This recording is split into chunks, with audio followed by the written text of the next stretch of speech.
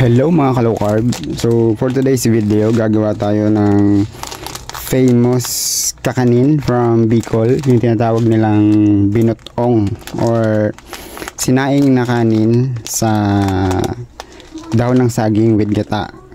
Para din tong suman dito sa Antipolo, pero in a different form lang, ika nga.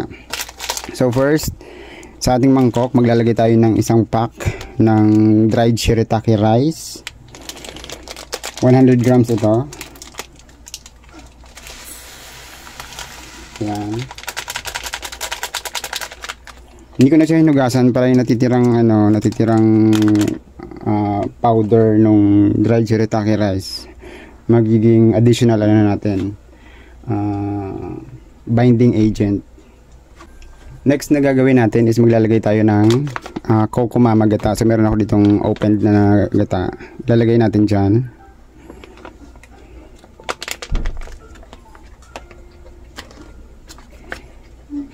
Shake ko lang para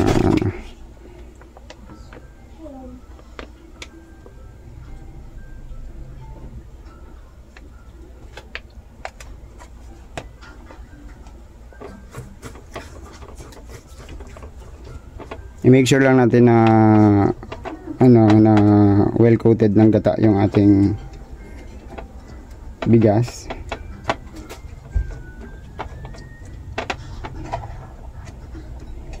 At para ma-achieve natin yung lagkit na texture, maglalagay tayo ng konti lang na santan gram, probably half a teaspoon, ganyan lang.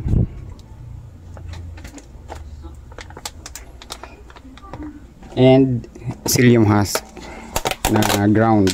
Ito, ground psyllium husk by Perfect Match. Half a tablespoon lang din lalagay ko kasi lang to, pampakapit lang natin.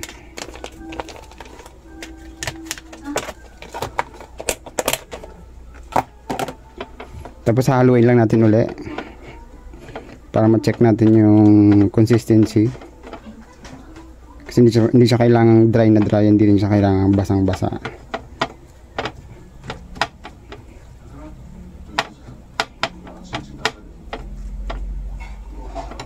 Magdadagdag lang tayo ng gata.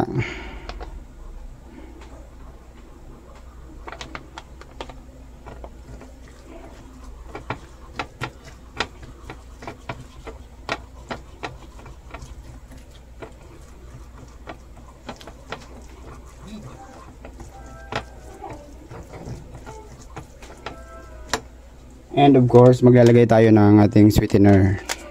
Gagamit ako ng allulose kasi right now ito yung naka-open ko na pack. So para hindi tayo nag-open ng sweetener, allulose ang gagamitin ko. Pero you can use any sweetener na low carb approved para sa recipe ito. Pwedeng erythritol, pwedeng stevia. And if you can choose Sweet Best brand, mas better.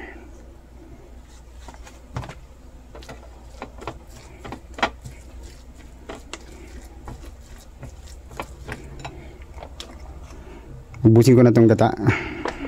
Ayan. So probably nasa yun, 1/2 cup lahat ng gata na nilagay natin para sa 100 grams na dried shirataki. Sobrang dali lang ng na recipe kasi yun lang, dump all, mix, and then balot na. Simutin lang natin.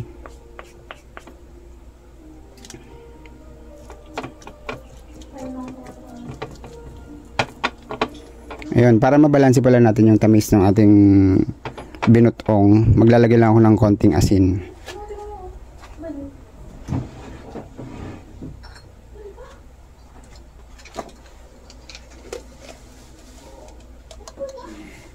Yan. Konting asin lang yon para mabalanse natin yung tamang tamis at alat ng ating binotong.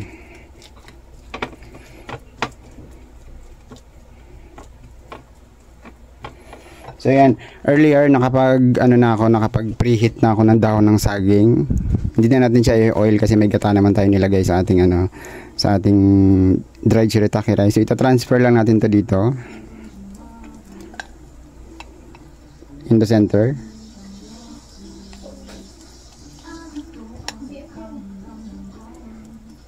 Ganyan. And then, ang gagawin natin is, ibubuhol natin to.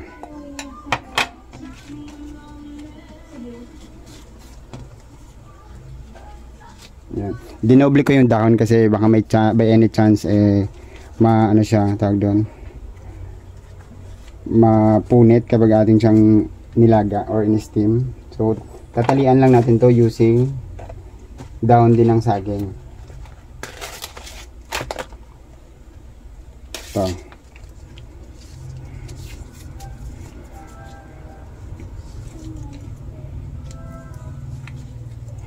Tapos ang gagawin natin, i-steam natin to for maybe mga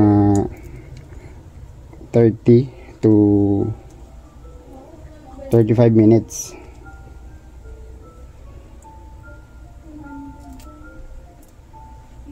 So ganyan, ready na siya for steaming. Lalagay lang natin ito sa steamer para maluto na natin. Ito, so babalikan natin ito mamaya. I-steam lang natin ng 30 to 35 minutes. So yun, after ng 30 minutes na steaming, ito na yung ating binutong, a native kakanin and delicacy from Bicol. So abangan nyo mamaya kung anong masarap na partner dito para sa ating lunch meal prep.